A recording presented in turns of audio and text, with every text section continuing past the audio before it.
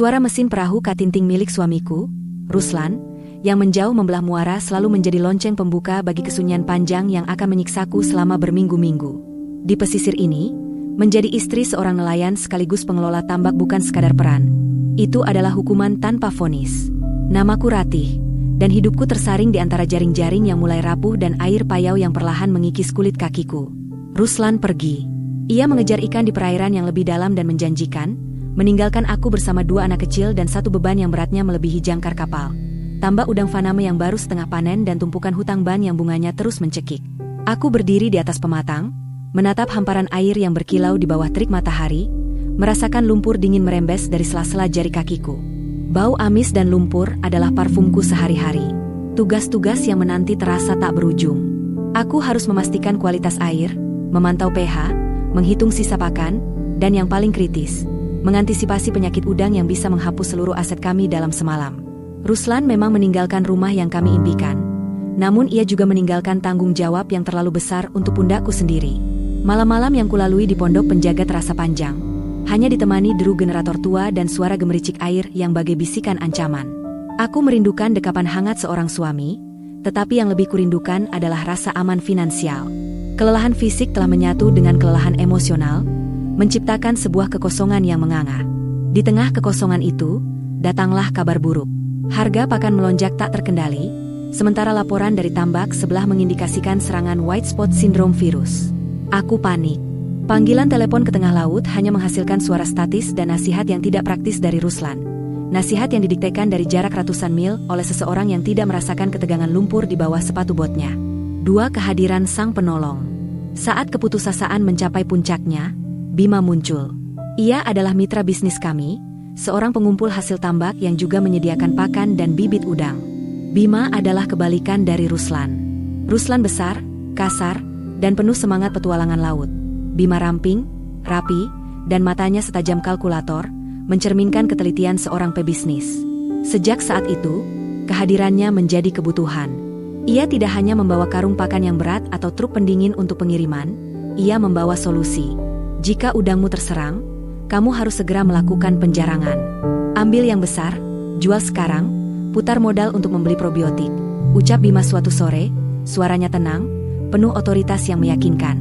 Aku yang kebingungan hanya bisa mengangguk, menyerahkan keputusan penting itu sepenuhnya ke tangannya.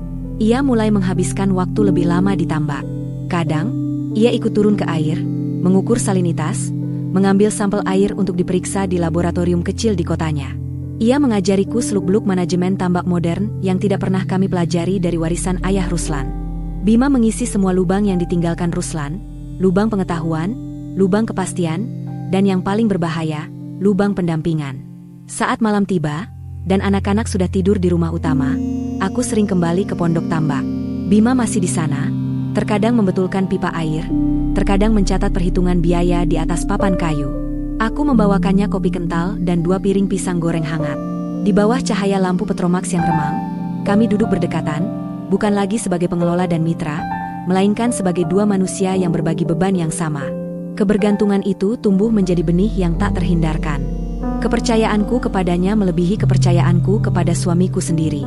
Ruslan mengirimkan uang hasil melaut dengan harapan, Bima mengirimkan kepastian yang nyata. Musim paceklik harga berlalu. Berkat keputusan Bima untuk menahan panen selama 2 minggu dan penggunaan jenis pakan baru yang mahal, panen kami berhasil melampaui ekspektasi. Kami mendapatkan untung bersih yang cukup untuk melunasi sebagian besar hutang ban.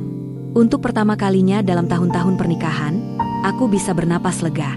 Rasa lega itu murni disebabkan oleh keberadaan Bima. Malam itu, setelah seluruh perhitungan selesai, tumpukan uang tunai di atas meja pondok terasa seperti simbol kemenangan. Kami duduk di lantai kayu, aroma pakan udang, kopi pahit, dan sedikit bau tanah basah memenuhi udara. Keheningan malam itu berbeda. Itu bukan lagi kesunyian yang mencekam, melainkan keheningan yang penuh pemahaman.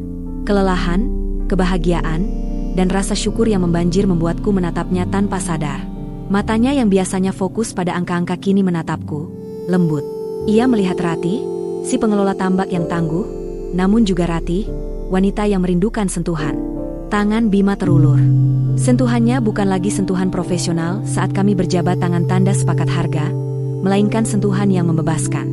Ia menyentuh lenganku, di mana urat-uratku menonjol karena lelah mengangkat karung pakan. Matanya membaca semua kisah perjuangan yang terukir di tubuhku. Ia menarikku mendekat, tubuhku yang kotor oleh lumpur dan peluh seolah mencari perlindungan. Dalam kegelapan, di antara suara jangkrik dan gemericik air tambak, kami melintasi batas yang tak seharusnya. Itu bukan ledakan gairah, melainkan peleburan dari dua jiwa yang sama-sama terbebani dan kesepian. Aku tidak memprotes, tidak melawan. Aku menyerah pada kehangatan yang telah lama kurindukan. Sentuhannya adalah konfirmasi bahwa aku masih seorang wanita, bukan hanya seorang kuli angkut atau akuntan. Saat semuanya usai, tidak ada kata yang terucap, tidak ada janji yang diikrarkan. Hanya ada detak jantung yang beradu dengan gemericik air, dan rasa bersalah yang langsung menyerbu, dingin dan tajam seperti pisau. Aku menatap pondok kecil itu, menyadari bahwa kini ia bukan lagi tempat yang aman. Ia adalah tempat menyimpan rahasia busuk. Sejak malam itu, sebuah irama baru tercipta. Ketika Ruslan mengirim pesan bahwa ia masih harus memperpanjang waktu melautnya, aku merasakan kelegaan yang mengerikan. Kepergian suamiku kini bukan lagi kesepian, melainkan izin untuk menjaga stabilitas keluarga. Bima dan aku melanjutkan pekerjaan kami. Hubungan kami di depan orang lain tetaplah profesional, diisi dengan diskusi tentang harga pasar dan kualitas bibit.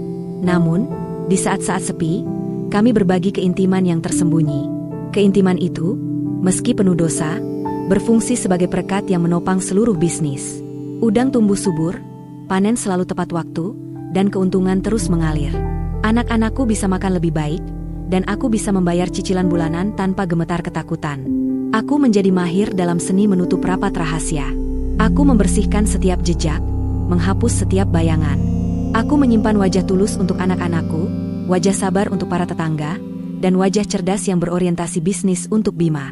Di bawah kulitku, aku tahu aku adalah pengkhianat. Namun pengkhianatan ini menghasilkan kehidupan yang lebih baik bagi keluargaku. Semakin kami bekerja sama, semakin dalam hubungan itu tertanam. Kami tidak pernah membicarakan Ruslan, atau apa yang kami lakukan. Kami hanya membahas angka, tetapi melalui setiap perhitungan, kami saling berpegangan erat. Tanganku yang tadinya gemetar saat memegang pulpen untuk mencatat hutang, kini mantap dan berani. Semua berkat panduan Bima, dan keintiman yang menjadi kompensasi atas kesepianku. Setiap sentuhan yang kami bagi adalah kontrak diam, sebuah perjanjian gelap.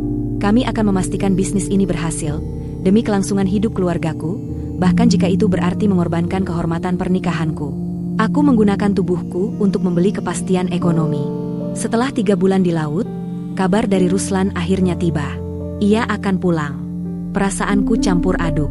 Ada rasa lega bahwa ayah anak-anakku akan kembali, tetapi ada ketakutan yang menggerogoti. Aku harus menghapus jejak Bima, bukan dari rumahku, tetapi dari hatiku. Aku mempersiapkan rumah, membersihkan lumpur yang menempel di sudut-sudut, menyiapkan hidangan favorit Ruslan. Aku berlatih memasang topeng istri setia yang kelelahan namun bersyukur atas kepulangan suaminya. Saat Ruslan melangkah turun dari perahu, ia tampak lebih besar dan lebih gelap, matanya penuh kerinduan. Ia memelukku erat, dan aku membalas pelukannya dengan kekuatan penuh. Takut jika aku melonggarkannya, ia akan mencium bau kebohongan di udara. Kau hebat, Ratih. Tambak kita untung besar. Kau pasti kelelahan, katanya, bangga. Aku mengangguk, mengiyakan kelelahan fisik, tetapi menyembunyikan kelelahan jiwa. Ia tidak tahu bahwa keuntungan itu datang dari tangan Bima, dan dari rahasia yang terukir di pondok tambak. Ruslan kembali ke kehidupan lamanya. Tidur panjang, minum kopi di warung, dan mengurus sedikit-sedikit perahu. Ia memuji hasil kerjaku, tetapi ia tidak pernah benar-benar memahami detailnya. Ia tidak tahu perbedaan harga pakan bulan lalu dan bulan ini, ia tidak tahu strategi penjarangan, ia hanya melihat hasil akhir. Ia bertanya siapa Bima, dan aku menjawab dengan santai, mitra yang membantuku menjual dan mencarikan pakan termurah. Kau beruntung aku punya Bima. Bima tetap datang. Di depan Ruslan, ia memainkan perannya dengan sempurna. Sebagai pebisnis yang dingin, hanya membahas tonase dan kualitas air. Ruslan yang sederhana tidak mencurigai apapun. Namun, di bawah pengawasan Ruslan, Bima dan aku mengembangkan bahasa rahasia. Sebuah kedipan mata saat Ruslan berbalik, sentuhan tangan yang kebetulan di balik tumpukan karung, atau isyarat halus yang memastikan ia akan kembali saat Ruslan pergi memancing sebentar. Aku tahu aku sudah terlalu jauh. Aku melihat Ruslan tertawa bersama anak-anak, dan aku merasakan sakit yang perih. Tetapi aku juga melihat laporan keuangan di laci, dan aku tahu tanpa Bima, tawa itu akan segera berhenti. Aku telah menjadi pengkhianat di tepi tambak itu. Rahasia ini bukan hanya rahasia cinta terlarang, melainkan sebuah strategi bertahan hidup yang kejam. Aku harus menutup rapat rahasia ini, menyimpannya di balik bau amis lumpur dan air payau, demi satu tujuan yang tak boleh gagal, menjaga kestabilan keluarga yang kubangun di atas kebohongan yang manis. Dan aku, Ratih, istri nelayan sekaligus pengelola tambak, telah memilih jalan yang gelap itu. Aku tidak bisa mundur lagi.